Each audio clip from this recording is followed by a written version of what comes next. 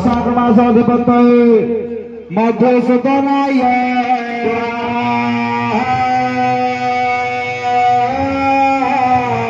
इत मधुसूदनाय हरि हरि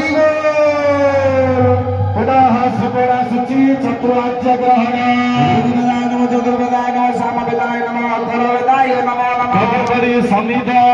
चरो पुरास पास तत्वा पार्थ खेती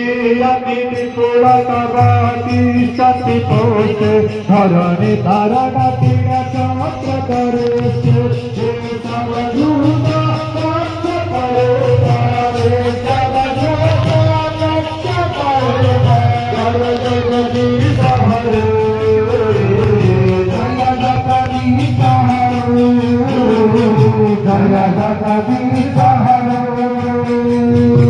पुष्पांजलि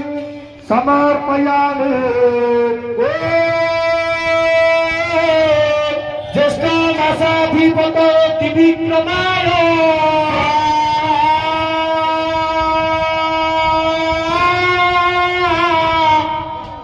त्रिविक्रमाय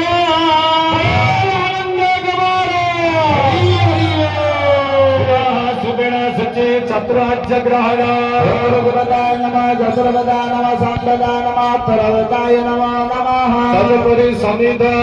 चरु पुरास पास पास क्रम दत्वा